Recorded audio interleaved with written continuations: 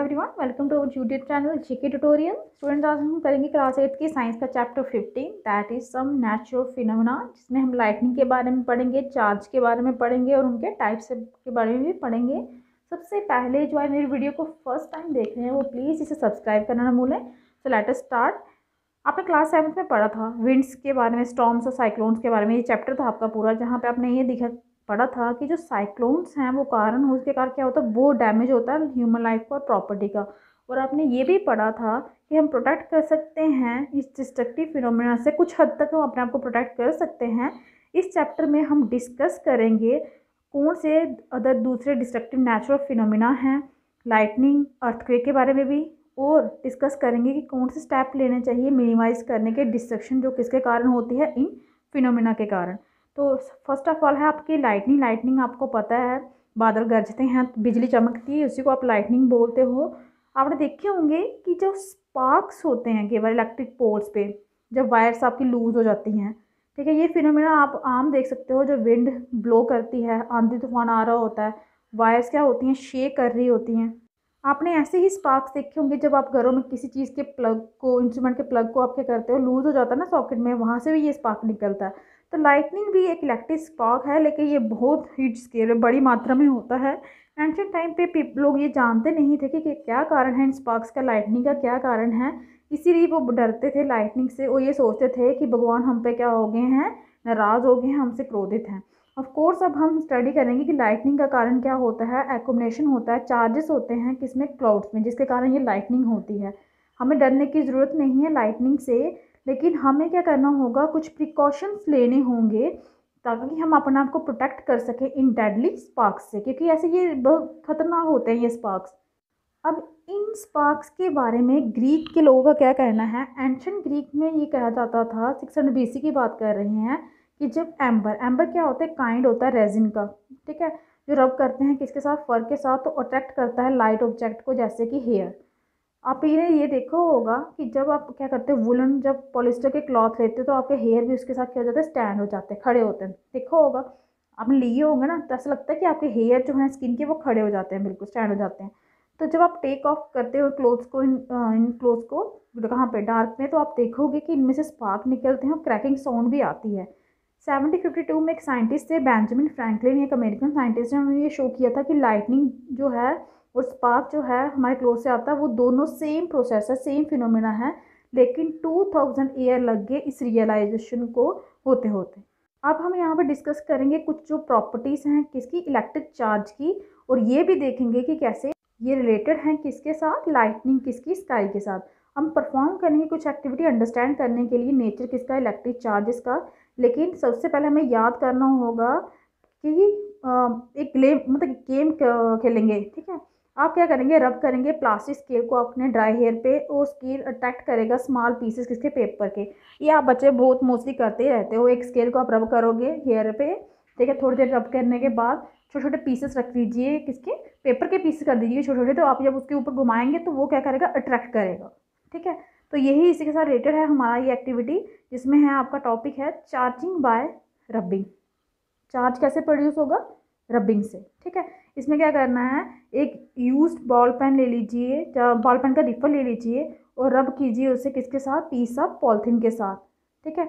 और उसके बाद क्या करना है, उसे किसके पास लेके आना है, एक स्मॉल पीस ऑफ पेपर के पास, ठीक है। लेकिन ये चीज़ याद रखनी कि वो टच ना करे, रब एंड किसका, रिफिल का, अपने हैंड से टच नहीं करना है, या किसी मेटलिक ऑब्जेक्ट के साथ भी। रिपीट करना है एक्टिविटी को, हर स्मॉल पीस ले लेना है अपने ड्राई लीफ के, हस्क के या मस्टर्ड सीड्स के, रिकॉर्ड करनी है अपनी ऑब्जर्वेशन। ये सेम टू सेम जो स्केल का है ना, वैसा ही है ये, ठीक है। तो जब आप प्लास्टिक रिफिल को रब करोगे पॉलिथीन के साथ, तो उसके अंदर क्या हो जाएगा, वो अक्वायर करेगा, उसके अंदर इलेक्ट्रिक चार्ज आ जाएगा। सिमिलरली अगर प्लास्टिक का कॉम जो है वो रब करोगे आप ड्राई हेयर के साथ, तो उसके अंदर भी थोड़ा सा स्मॉल सा चार्ज आ जाएगा। ये ऑब्जेक्ट्स क्या हो जाएंगे, चार्ज ऑब्जेक्ट हो जाएंगे, इनके अंदर चार्ज आ जाएगा। ये जो प्रोसेस होती है चार्ज करने के, रिफिल की, जब प्लास्टिक कॉम की किसके साथ, पॉलिथीन के साथ, वो हेयर इसके साथ क्या हो जाता है, ये चार्ज हो जाते हैं, ठीक है। हेयर भी चार्ज हो जाते हैं, हेयर के साथ भी जब आप रब करते हो ना। तो लेट अस चार्ज करते हैं कुछ और ऑब्जेक्ट जिसके साथ आप फैमिली हो, जिनके बारे में आपको पता हो। ये यहाँ पे लिस्ट दी गई है आपने, कौन से अट्रैक्ट करेंगे, नहीं अट्रैक्ट करेंगे, चार्ज करेंगे, नहीं करेंगे, ठीक है।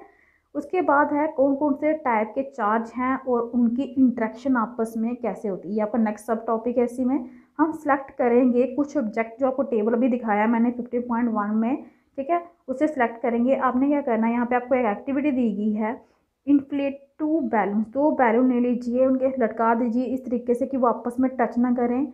रब कीजिए दोनों बैलून को किसके साथ, वूलन क्लॉथ के साथ, और उन्हें रिलीज कर दीजिए, छोड़ दीजिए, ठीक है। आप क्या ऑब्जर्व करोगे, उसके बाद क्या होगा, फिर से रिपीट कीजिए एक्टिविटी किसके साथ, यूज पेन रिफिल के साथ। रब कीजिए 1 रिफिल को पॉलिथीन के साथ, केयरफुली इसे ग्लास टम्बलर में रखिए, यूज़ कीजिए टम्बलर को एज ए स्टैंड। तो क्या होगा नेक्स्ट, फिर से आपको यहाँ पे बताया गया, रब कीजिए किसी और दूसरा रिफिल ले लीजिए, इसको पॉलिथीन के साथ रब कीजिए, उसके लिए किसके पास ले आइए, चार्ज रिफिल के पास। तो इतना केयरफुल रहिए कि टच नहीं करना है चार्ज एंड, जिस एंड से आपने चार्ज किया है ना वहाँ से आपने टच नहीं करना उसको हैंड के साथ। और क्या कोई इफ़ेक्ट होगा रिफिल को टम्बलर के अंदर, क्या वो अट्रैक्ट करेंगे एक दूसरे को, क्या रिपेल करेंगे, 2 रिफिल रख दिए ना आपने चार्ज करने के बाद। ये जो एक्टिविटी है कि एक क्लोज कर रखना किसको, चार्ज पार्टिकल्स को जो सेम मटेरियल के बने होंगे, हम यही कर रहे हैं ना, 2 रिफिल सेम ले रहे हैं, दोनों को चार्ज करने के बाद रख रहे हैं टम्बलर में, पास रख रहे हैं, टच नहीं कर रहे। तो क्या होगा अगर चार्ज ऑब्जेक्ट जो होंगे अगर डिफरेंट मटेरियल्स के होंगे और उन्हें आप पास में रख दीजिए, मतलब रखेंगे रिफिल के अलावा, मतलब कोई दूसरी, दोनों सेम रिफिल थे ना, अब रिफिल को छोड़ के अलग अलग चीज़ें लेंगे। उसमें क्या करना है, हमें रब करना है रिफिल को और उसे ग्लास टम्बलर के अंदर रखना है, ठीक है। फिर क्या करना है, एक इन्फ्लेटेड चार्ज बैलून ने उसके पास रख देंगे रिफिल के पास और ऑब्जर्व करेंगे। अब इनकी ऑब्जर्वेशन के बारे में समराइज़ करते हैं। क्या होगा, जो चार्ज बैलून है वो रिपेल करेगा चार्ज बैलून को, ठीक है। जो हम 2 बैलून ले रहे थे ना चार्ज करने के बाद इनको छोड़ रहे थे, वो एक दूसरे को क्या करेंगे, रिपेल करेंगे। चार्ज रिफिल भी क्या करेगा, रिपेल करेगा चार्ज रिफिल को, दोनों सेम थे, लेकिन चार्ज बैलून क्या करेगा, अट्रैक्ट करेगा चार्ज रिफिल को। ऐसा क्यों, जब सेम मटेरियल थे वो क्या कर रहे थे, रिपेल कर रहे थे, और जब मटेरियल आपने अलग अलग लिए, एक रिफिल ले लिए, एक बैलून ले लिए, तो वापस में एक दूसरे को क्या कर रहे हैं, अट्रैक्ट कर रहे हैं। तो क्या आपको ये इंडिकेट कर रहा है कि जो चार्ज है बैलून पे वो डिफरेंट काइंड है चार्ज का, किससे, रिफिल पे, मतलब रिफिल पे कोई और चार्ज है और बैलून पे कोई और चार्ज है। तो हम कह सकते हैं कि यहाँ पे 2 काइंड के क्या हैं, चार्ज हैं। हम ये भी कह सकते हैं कि जो चार्ज हैं सेम काइंड के वो रिपेल करते हैं एक दूसरे को, और दूसरे चार्ज जो हैं अलग अलग काइंड के वो अट्रैक्ट करते हैं एक दूसरे को। ये एक कन्वेंशन होगी कहने का कि जो चार्ज था क्वाइड हो रहा था ग्लास रॉड से, जब वो रब हो रहा था किसके साथ, सिल्क के साथ, वो पॉजिटिव है, ठीक है। अगर आप ग्लास रॉड को रब करोगे सिल्क के साथ तो उस पर कौन सा चार्ज आएगा, पॉजिटिव। तो अदर काइंड का चार्ज है उसे हम क्या कहेंगे, नेगेटिव। जब पॉजिटिव और नेगेटिव चार्ज हों तो वापस में क्या करते हैं, अट्रैक्ट करते हैं। और पॉजिटिव चार्ज और नेगेटिव चार्ज एक दूसरे को क्या करते हैं, रिपेल करते हैं। वो बैलून, दोनों बैलून पे क्या था कि एक दोनों पे पॉजिटिव या दोनों पे नेगेटिव चार्ज आया होगा, तभी वो एक दूसरे को क्या कर रहे थे, रिपेल कर रहे थे। लेकिन जब हमने एक्टिविटी की रिफिल के साथ और बैलून के साथ तो किसी पे नेगेटिव था किसी पे पॉजिटिव था, इसलिए उन्होंने क्या किया, अट्रैक्ट किया। तो यहाँ से हमने ऑब्जर्व किया कि जब हम चार्ज ग्लास रॉड को किसके पास ले आएंगे, प्लास्टिक स्ट्रा के पास, जो रब किसके साथ की होगी, पॉलिथीन के साथ, तो उन दोनों के बीच में क्या होगी, अट्रैक्शन होगी। तो आप क्या सोचोगे इसके बारे में कि कौन से टाइप का काइंड का चार्ज था किस पे, प्लास्टिक स्ट्रा पे। क्या आप गैस कर सकते हो कि जो प्लास्टिक स्ट्रा है वो कैरी कर रही है नेगेटिव चार्ज, क्या ये करेक्ट है। जो इलेक्ट्रिक चार्ज आपका जनरेट हो रहा था रब करने से वो स्टैटिक है, वो मूव नहीं करता अपने आप को। जब चार्ज मूव करेंगे तो वो क्या करेंगे, कंस्टिट्यूट करेंगे इलेक्ट्रिक करंट, उनके अंदर इलेक्ट्रिक करंट जो होगा वो पास होगा। आप ये रीडिंग जो है इलेक्ट्रिक करंट की, वो क्लास 6 में आपने ये पढ़ा हुआ है कि जो करंट होता है सर्किट में वो क्या करता है, बल्ब को ग्लो करता है, ठीक है। जब करंट जो होता है वो वायर को क्या करता है, गर्म करता है। ये तो आपने पढ़ा होगा 6 क्लास में, आपका था इलेक्ट्रिक करंट का चैप्टर। बट वो क्या होता है, वो ऐसे और कुछ नहीं होता, वो मोशन होता है चार्जेस का। जब ये चार्ज चलना शुरू हो जाते हैं ना, रिमूव करना स्टार्ट हो जाते हैं, तो करंट प्रोड्यूस होता है सर्किट के अंदर, उसके कारण ही बल्ब ग्लो होता है, वायर जो है आपकी हॉट हो जाती है, गर्म हो जाती है, ठीक है। इसी के साथ रिलेटेड आपका सब टॉपिक है नेक्स्ट वाला कि ट्रांसफ़र कैसे होता है चार्ज एक बॉडी से दूसरी बॉडी में। आप उसको रब कर रहे हो तो उसमें कैसे चार्ज प्रोड्यूस हो जाएगा, यही हमारा टॉपिक है, ट्रांसफ़र कैसे होता है चार्ज का। एक एक्टिविटी दी गई है यहाँ पे, आपको क्या रहना है, एम्प्टी जैम की बॉटल ले लीजिए, पीस ले लीजिए कार्डबोर्ड के, स्लाइटली बिगर साइज़ में होना चाहिए, किससे, माउथ, किसके, बॉटल के माउथ से। फिर अपने एक होल करना उसमें इस तरीके से कि मेटल पेपर क्लिप जो है वो उसमें इंसर्ट हो जाए। फिर अपने ओपन आउट करना है पेपर क्लिप्स को, अभी फिगर आपको दिखाती हूँ, वहाँ पे शो की गई है। कट करनी है 2 स्ट्रिप्स एल्युमिनियम फॉयल की, जिसका साइज़ कितना हो, 4x1 सेंटीमीटर हो। उन्हें लटका देना है पेपर क्लिप को, वो भी आपको फिगर में शो किया गया है। इंसर्ट करना है पेपर क्लिप को कार्डबोर्ड की लिड पे, ताकि वो परपेंडिकुलर हो उस पर। फिर उस आपने क्या करना है, चार्ज रिफल लेना है और टच करना है उस रिफल को किसके साथ, एंड ऑफ पेपर क्लिप के साथ। ऑब्जर्व करना है क्या होगा, क्या कोई इफेक्ट होगा फॉयल स्ट्रिप पे, क्या वो रिपेल करेंगे क्या अट्रैक्ट करेंगे। आपने टच करना है चार्ज बॉडी को किसके साथ, एंड ऑफ पेपर क्लिप के साथ। तो क्या फॉयल स्ट्रिप बिहेव करेगी सेम वे में, हर एक केस में क्या सेम इफेक्ट हो रहा है। क्या जो ये अप्रेटिस है वो यूज़ कर सकते हैं हम डिटेक्ट करने में कि जो बॉडी है वो चार्ज है कि नहीं। आप इसे एक्सप्लेन किया करेंगे कि क्यों फॉयल स्ट्रिप्स रिपेल कर रही हैं। देखिए ये दिखाया ना आपको, जैम का ये जार लिया गया है यहाँ पे, ये एल्युमिनियम फॉयल है, ये एल्युमिनियम की फाइल अपने अंदर रखी है, इसको यहाँ पे हैंग किया गया।